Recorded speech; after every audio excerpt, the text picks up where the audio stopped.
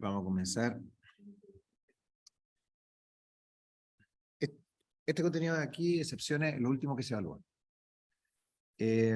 Vamos a ver sin evaluación el uso de plantillas, templates, espero en esta clase, y la próxima clase una sesión de ingeniería de software. Con eso están los contenidos del curso. Vamos a ver el manejo de excepciones en C++, que es... que no es muy diferente a Java, y que es comunicar estados de error entre una parte del programa y otra. Y que en C++ se utiliza la filosofía de cuando hay una excepción, el programa se termina. En alguna parte del programa se trata la excepción, pero la filosofía es que esto se acabó. Y hay otra filosofía que es como tratar de solucionar el problema y que continúe la operación. En caso C++ no es así. Y normalmente la parte que detecta el error es diferente en el código donde se procesa el error. Y es similar a lo que ya vimos en Java con el manejo de excepciones. ¿Cuáles son las diferencias? Tenemos que la sentencia throw admite argumentos. Argumentos de los tipos nativos como entero, float, etc. O también que el argumento sea un objeto. Podemos indicar o no en una función o método el tipo de dato lanzado. Si se indica explícitamente, solamente podemos lanzar ese tipo de datos. Si no se indica, cualquier tipo de dato puede ser lanzado. Y bueno, tenemos la biblioteca estándar de C++ provee la clase exception, de la cual podemos crear clases podemos crear clases derivadas. De hecho, podemos buscar, esto no tiene nada que ver, una cosa que busqué yo, pero podemos buscar exception,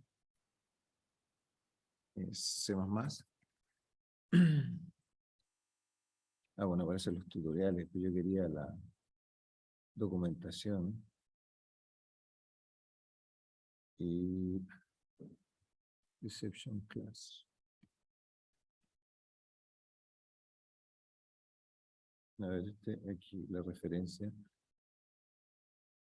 Sí, esta es. Y tenemos la clase para el C++ 98, el C++ 11, del que estoy utilizando yo, en el curso. Y lo interesante de esta clase es que todos los objetos de la Standard Library tiran clases derivadas de exception.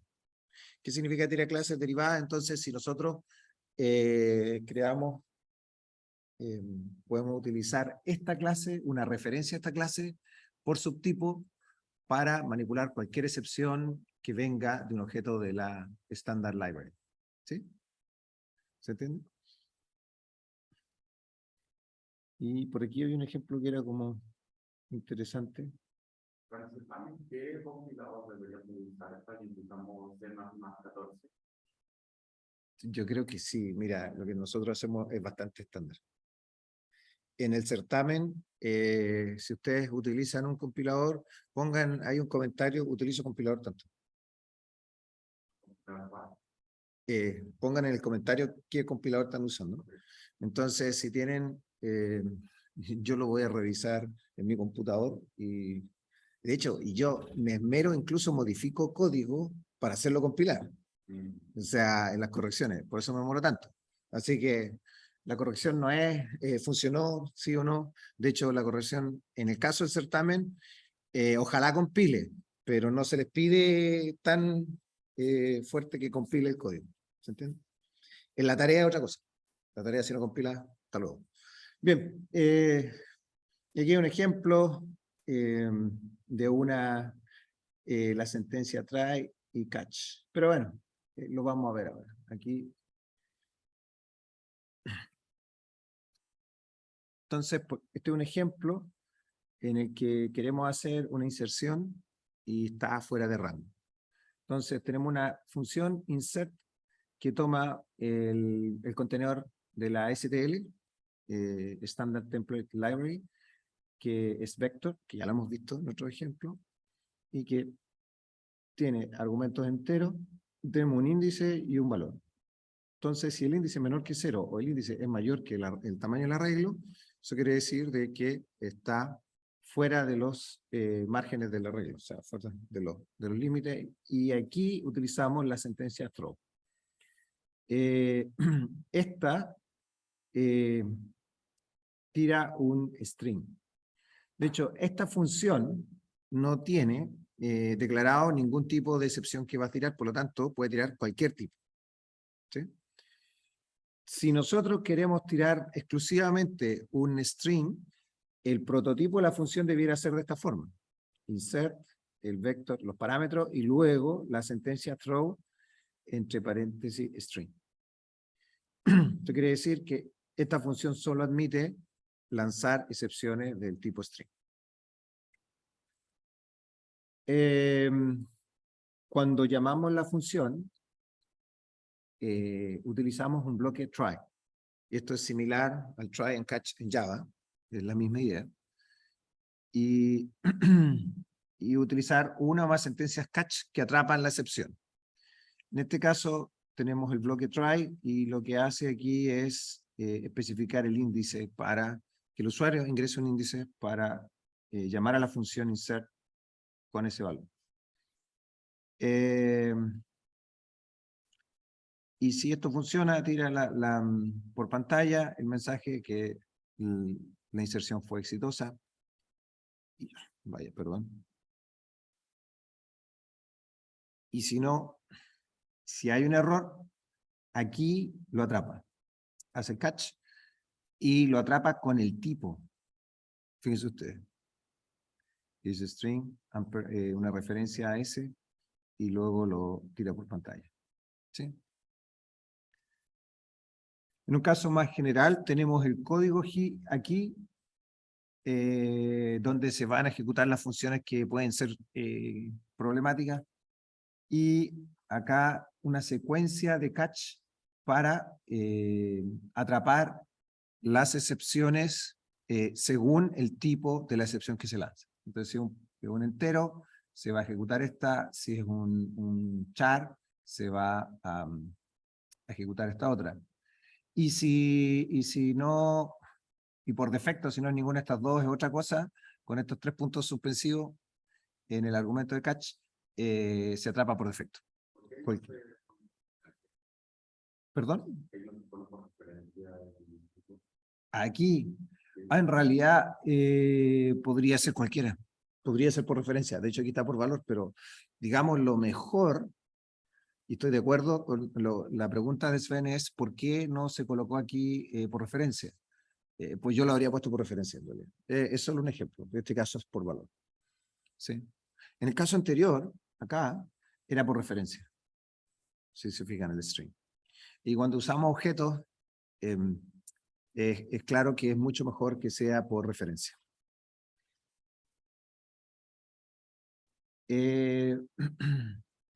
Las funciones en el prototipo, nosotros podemos especificar el tipo de excepción que lanza, en este caso utilizando la palabra reservada throw y entre paréntesis el tipo. Que entre paréntesis puede ser un objeto también, o sea, o una clase, una instancia, un objeto, instancia, una clase.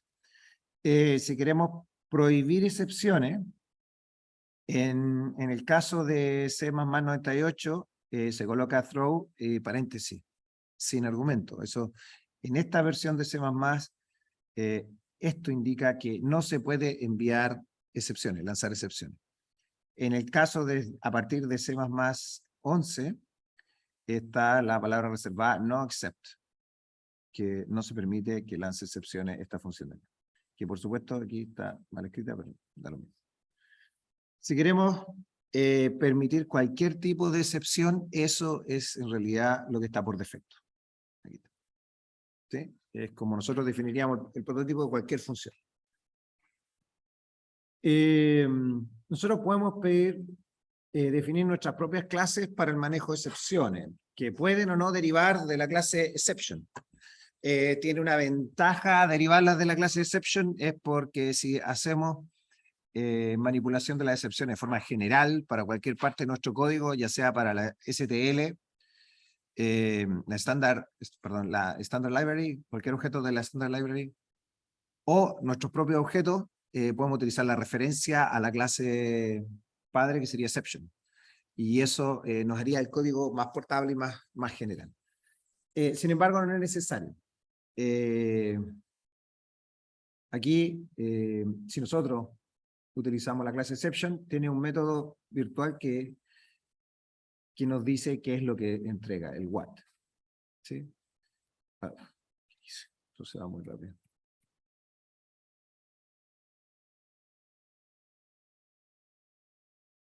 Además, naturalmente, si heredamos de exception, hay que agregar el include exception y utilizar el espacio de nombre std.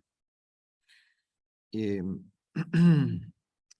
ejemplo, vamos a crear una clase para manejar índices fuera de rango, completamente a nuestra pinta, y esta clase le vamos a llamar range exception. Es común cuando nosotros creamos clases, tenga en el nombre de la clase a qué se refiere el tipo de excepción. ¿Sí?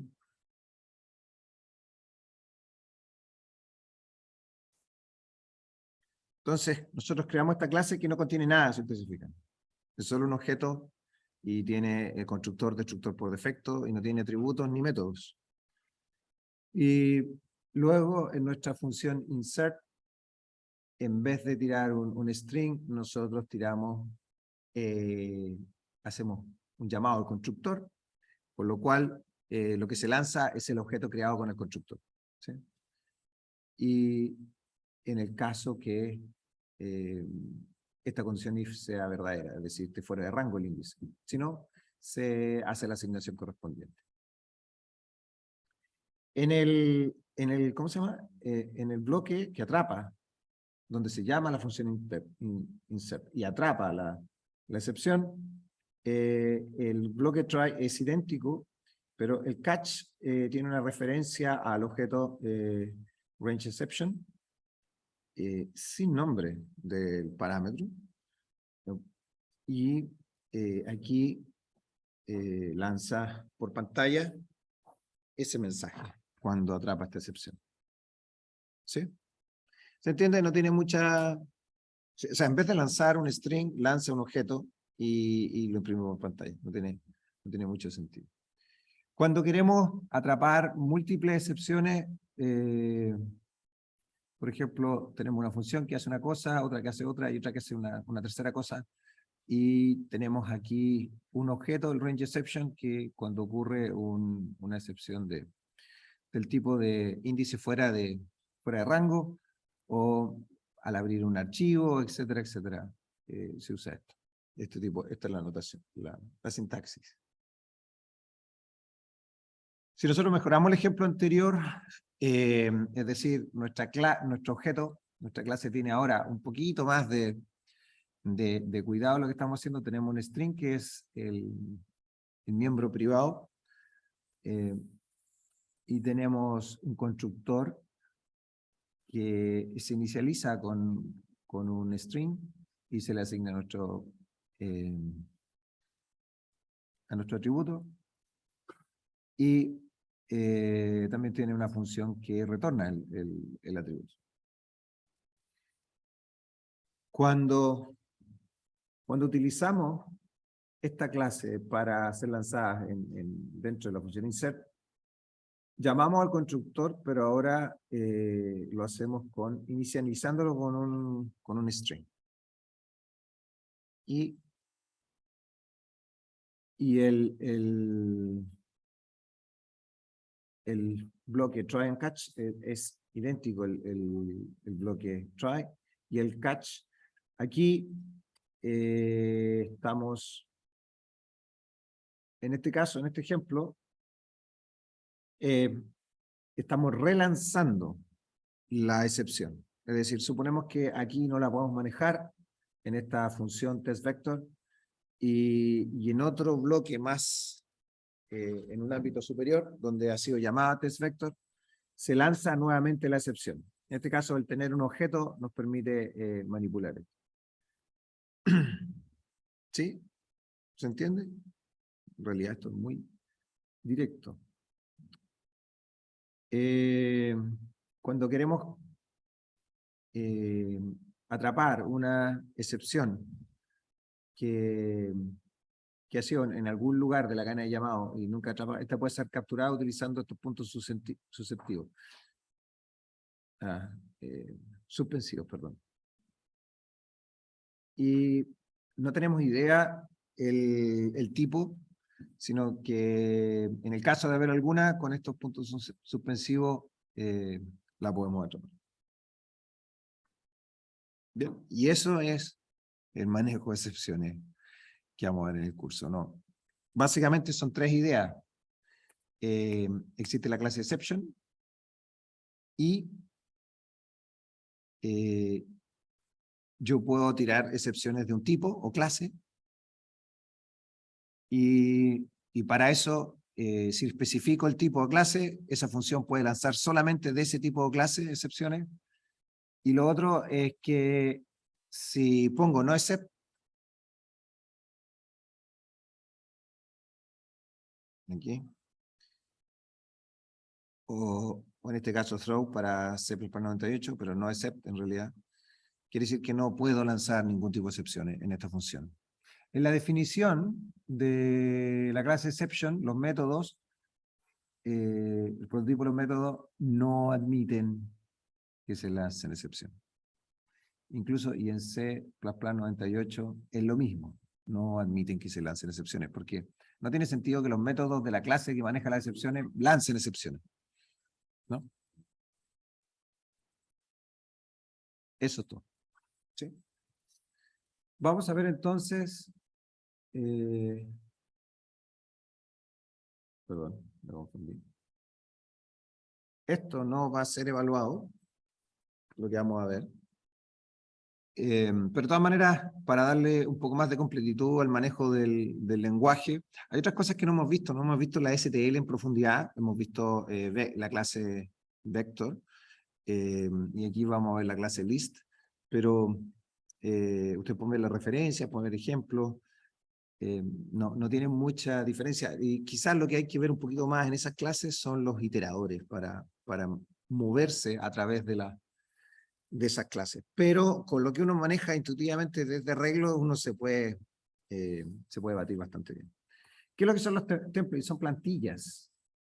Y la plantilla es un patrón para crear funciones o clases usando diferentes tipos de datos como parámetros. En el caso de las funciones, supongamos, yo tengo una función que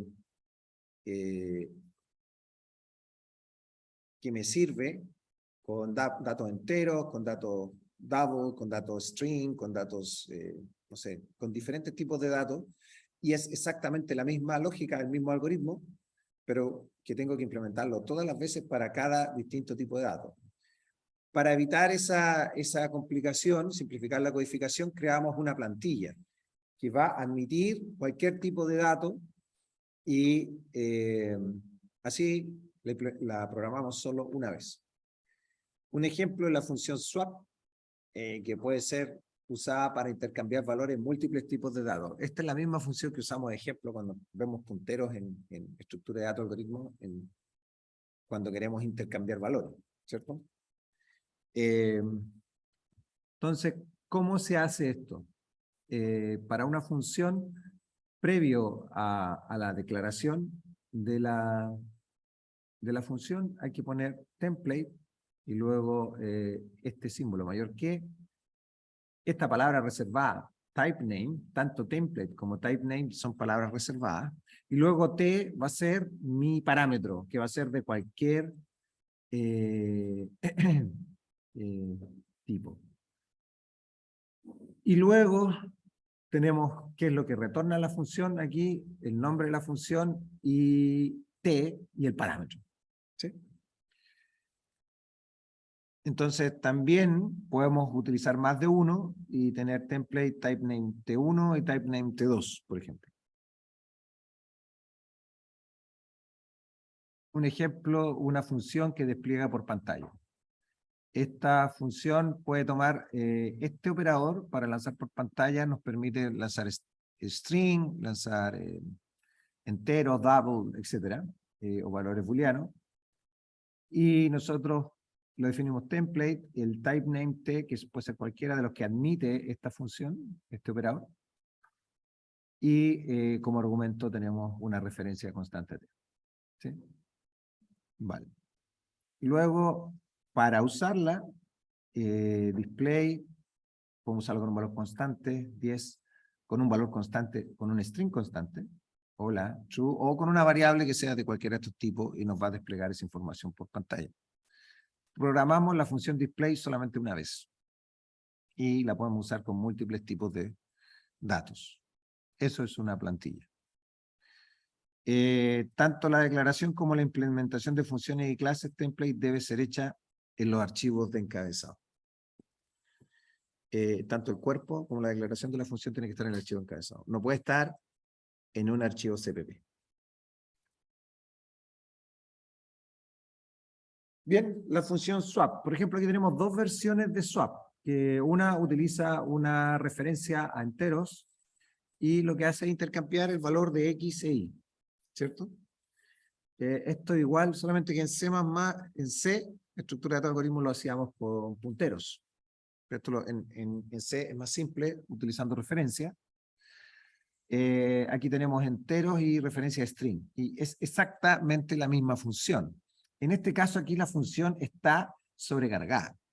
Es decir, tenemos el mismo nombre de la función con distintos tipos de argumentos. Por lo tanto, son dos funciones diferentes y el compilador la reconoce por la firma de la función. La firma de la función es el nombre, los argumentos que toma y lo que retorna. Esa firma identifica inequívocamente la función. ¿Sí? Por lo tanto, aquí no hay conflicto. En este código, lo que estamos haciendo es sobrecargar la función swap. Y tendríamos que hacerla tantas veces como tipos de datos quisiéramos utilizar. Por lo tanto, esta función swap es una buena candidata para hacer una plantilla. ¿Y cómo sería la plantilla? Sería el template, el type name, tparam, aquí le pongo el nombre que yo quiera. Nuestra función retorna void y tenemos referencias a tparam, x e y, y el algoritmo es el mismo. La implementación del cuerpo de la función es la misma. Entonces, esta plantilla funciona con cualquier tipo de dato que soporte el operador de asignación. Porque aquí estamos asignando la referencia a nuestros parámetros. Si no soporta la asignación, esto no funciona. Y lo otro, que tienen que ser parámetros del mismo tipo. Si ustedes se fijan, tenemos nuestro type name, es uno solo para ambos parámetros de entrada de la función. Así que no podemos utilizar distintos. Y en el mismo programa podemos además tener una versión específica de swap que tenga un puntero string, como este de acá. PX, PY, y hacer lo mismo. Entonces tenemos nuestra plantilla y la versión específica de swap en el mismo programa y pueden coexistir sin problema. Esta es una función diferente de la plantilla que está acá. ¿Cómo utilizamos esto? Por ejemplo, tenemos la variable entera A que vale 5, la variable entera B que vale 6 y podemos hacer swap A, B. Tenemos el string P mayúscula que está A, E, I y el otro 5 y podemos llamarlo así swap PQ. Pero en esta última, por ejemplo, versión, tenemos punteros a un espacio, a string, perdón, que están creados en el heap,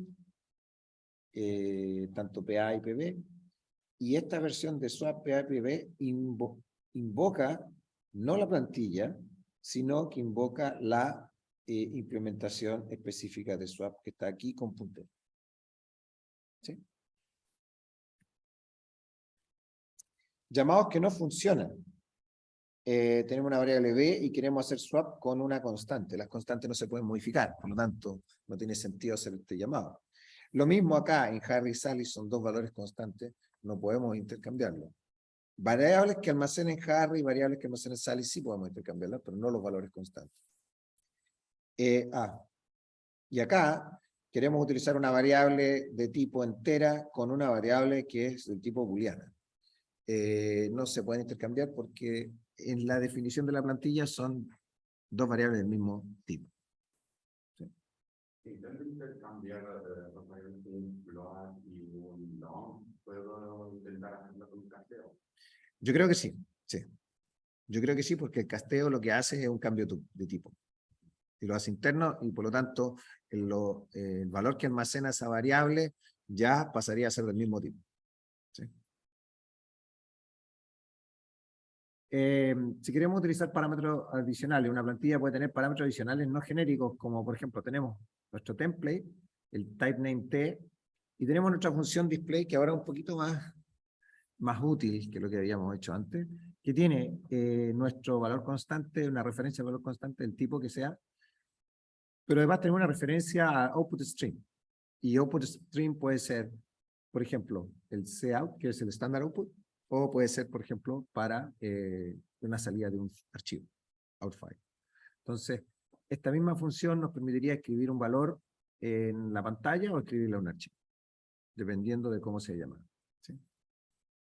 En este caso, el argumento tenemos el parámetro genérico, que es nuestro t, que está acá, y tenemos esto que es perfectamente conocido que es el output stream, ¿sí? Una referencia. Pueden haber parámetros adicionales mientras cada uno sea usado al menos una vez en la lista de parámetros de la función. En este caso tenemos un template y tenemos la clase T1 y la clase T2. Entonces, en este caso tenemos del T1 un container y el T2 un valor. ¿Sí? Perdón, pensé que era una pregunta.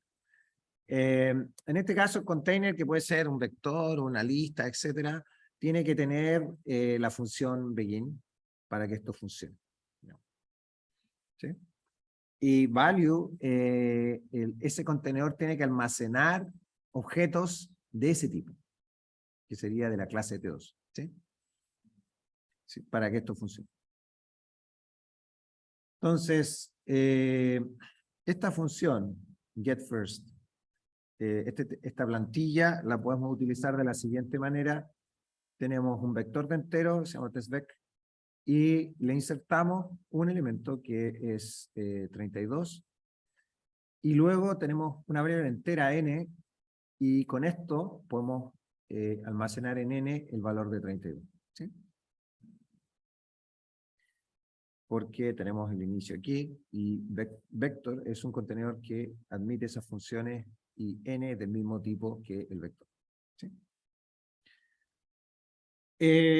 Para lo mismo tenemos una lista, que también es del estándar Template Library, que es este contenedor, que almacena datos DAO.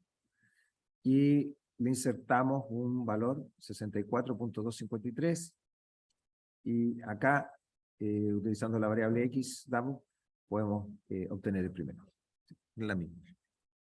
Entonces, este es el ejemplo de la función.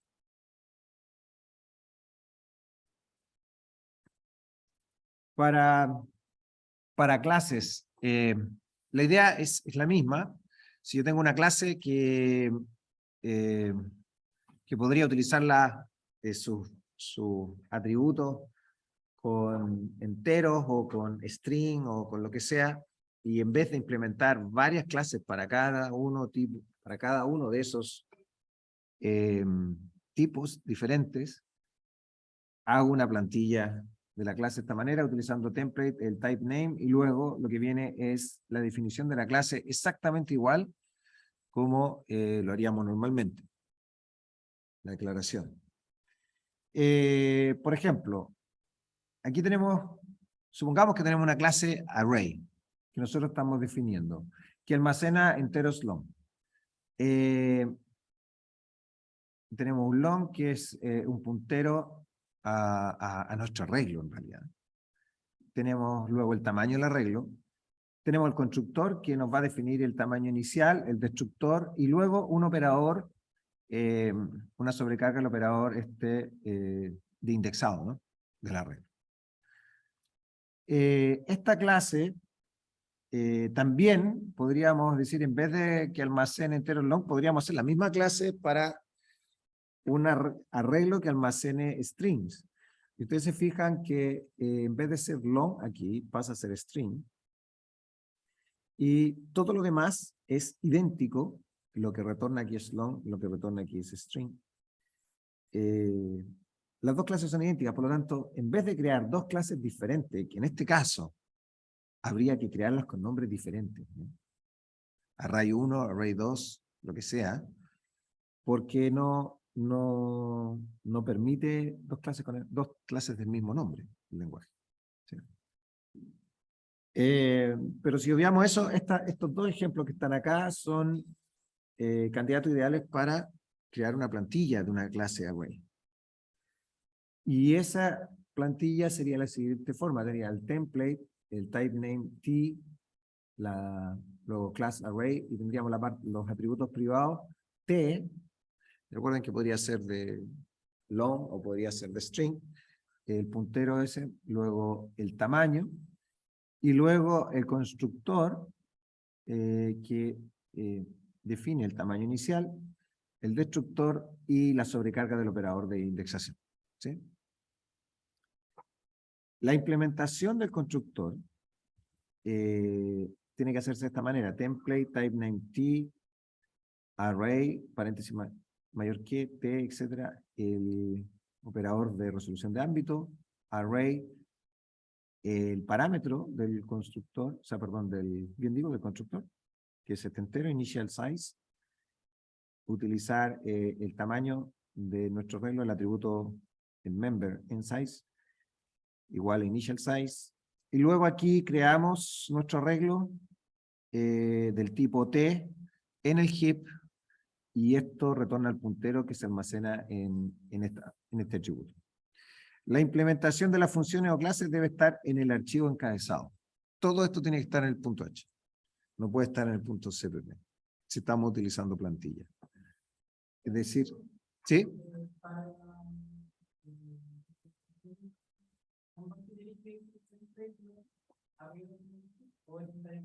Para ambos, sí. Para ambos, sí. Para ambos. En el caso del constructor. Para el caso del destructor de esta forma. Y aquí parece que me faltó, me comí esta parte de acá arriba. Justamente tu pregunta. Me faltó esta línea acá. El operador de indexación, la sobrecarga de ese operador, que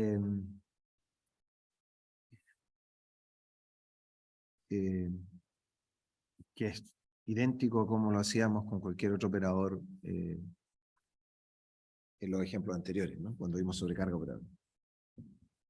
¿Sí? ¿Cómo se usa esto? Definimos un arreglo de entero y llamamos al constructor, aquí, myArray de 20, y luego de su myArray 2 para hacer la asignación de 50. En el caso de utilizar string, la sintaxis es la misma y podemos hacer desplegar por pantalla lo que almacena nuestro arreglo. Podemos crear además un arreglo de objetos. Y en este caso, student, que es una clase que la definimos acá. Y,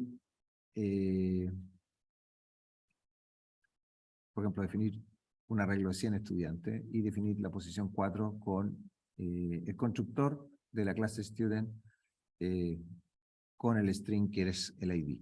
Y acá está el detalle, que cada estudiante almacena un string que es el ID y tiene el constructor por defecto más un constructor que especifica el atributo ID.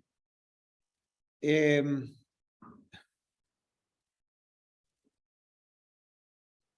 destructor, ustedes se fijan, la clase array, como crea el arreglo como un bloque de memoria en el heap del tamaño especificado, hay que especificarlo con delete, digamos, para borrar. ¿Sí? Hay que tener cuidado si yo estoy almacenando objetos que puedan a su vez tener una lista o un bloque de memoria en el heap. En este caso, si yo tuviese un atributo que fuera un puntero a un espacio de memoria en el heap, tendría que además asegurarme de poner el destructor respectivo que borre esa memoria, si no dejaría aquí una fuga de memoria, ¿cierto?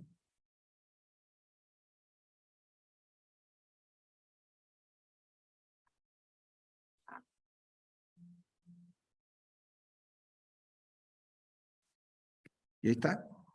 Lo que vamos a ver hoy salió muchísimo más rápido de lo que esperaba.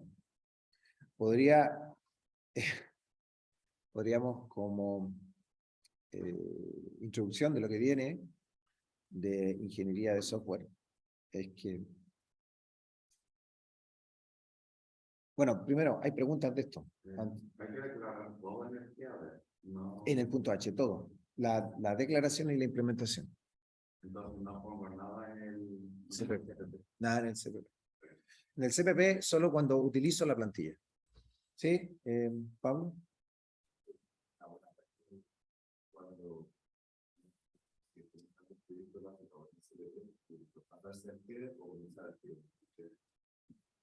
o sea, la pregunta de Pablo, si no entiendo, es ¿qué es mejor como buena práctica? ¿Hacerlo todo en el CPP y después subir cosas al punto H o al revés? Partir inmediatamente con el punto H y el CPP, etc.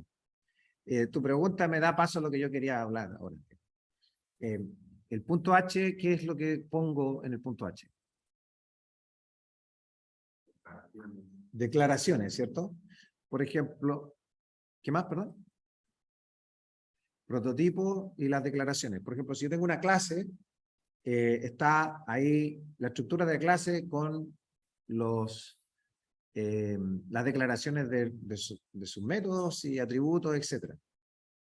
El punto H, en ese caso, ¿qué es lo que nos estaría entregando? Sería el modelo. Porque ahí yo estoy modelando mi problema, ¿cierto? Y en el CPP, lo que yo sería la lógica, la implementación, ¿cierto? Lo que en ingeniería de software sería el controlador. Modelo, el controlador, y nos falta un elemento que lo vimos en Qt, que sería la vista, que teníamos el formulario, ¿cierto? Ahí lo teníamos todo separado. Bueno, en ingeniería de software, la idea es justamente que un software debe tener un modelo, que sería nuestros objetos con los que nosotros modelamos la situación y hacemos la representación del proceso. Tenemos la lógica que nos permite controlar eso, y luego, en otra parte, tenemos la vista. Volviendo a tu pregunta, ¿qué es una buena práctica? Es separar el modelo de la implementación. Porque conceptualmente son problemas diferentes. De hecho, el modelo, yo debiera partir con los modelos, ¿cierto?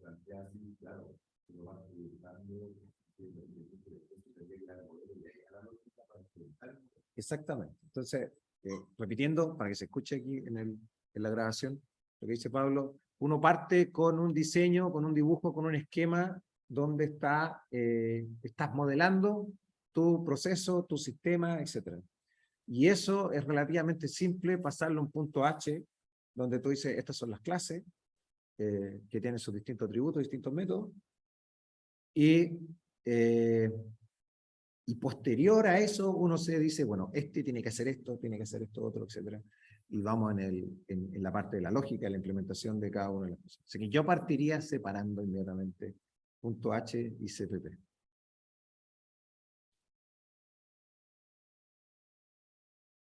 ¿Alguna otra pregunta?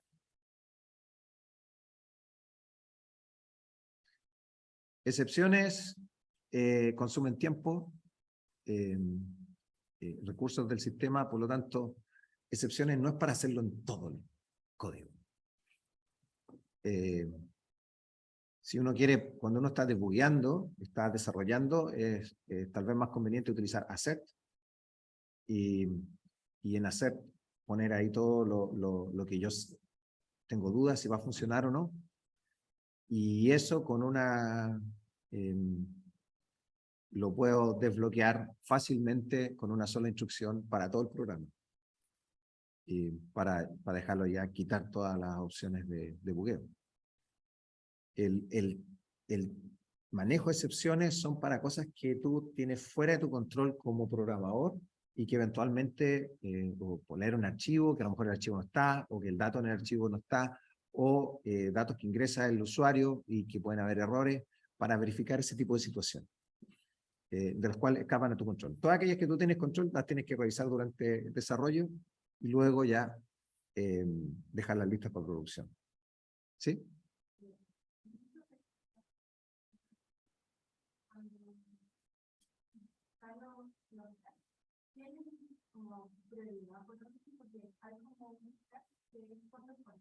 Sí.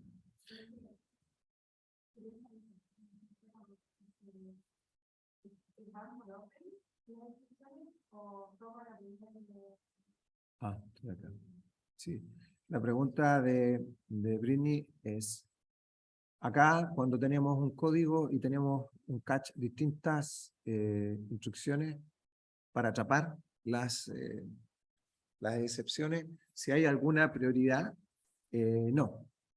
Esta va a ejecutarse cuando haya una excepción del tipo entero. Se va a ejecutar este catch. Y este cuando haya un tipo char. Y este cuando no sea ni int ni char, o sea, cualquier otra cosa, se va a ejecutar este tercero. Saltan indistintamente según corresponda. Y no es secuencial. No es procesamiento secuencial.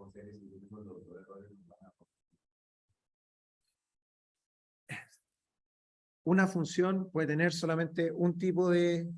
podría tener más de un tipo, ¿cierto? O sea, una función podría tener más de un tipo, pero una excepción debiera ocurrir cuando yo estoy en este paradigma de programación, que es una sola hebra de procesamiento, no múltiples hebras, ¿cierto? Por lo tanto, en ese caso puede ocurrir solamente una excepción a la vez. No podría haber dos. O sea, si es una excepción muy compleja y son de dos tipos, pues yo construiría una clase para manejar esa excepción que incluya esos dos tipos dentro de la clase. Y eso es perfectamente, dos o más, pero eso es perfectamente factible. Si no, es uno solo. Pero me cuesta imaginar un ejemplo donde pudieran darse simultáneamente toda la vez. Eso no, se me ocurre solamente en procesos concurrentes con múltiples. Sí. ¿Sí? Recordarles que el certamen práctico es el sábado de esta semana, de 3 a 5 de la tarde. El último certamen es el lunes de la próxima semana a las 6:30. Sí. Sala por confirmar y tienen que traer... Bueno, espero que ahora la impresión del certamen admita que ustedes pueden responder el mismo certamen. De todas maneras, aquellas personas que no usan papel, vengan preparadas, por favor. Porque además, si no les queda espacio, pueden adjuntar ahí sus respuestas que no sean. ¿Puedo ver un momento en la declaración de la clase con template? Declaración con template. Sí, sí. O sea, a la hora que parte el bloque, a las 6:30, ¿no? Sí.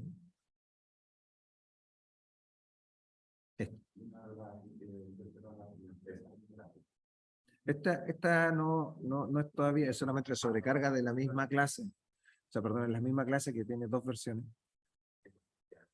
Sí.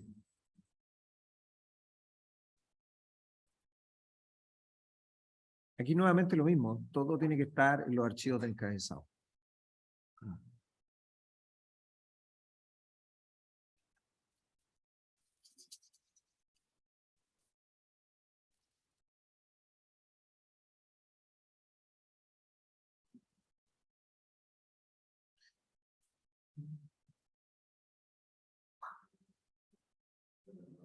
¿Sí?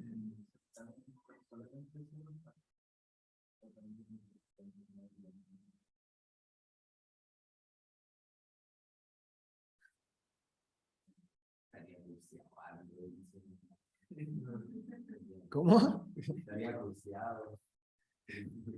No entiendo esa frase, cursión. O sea, sí, bueno, en realidad Android nosotros vimos como la introducción de la introducción, digamos.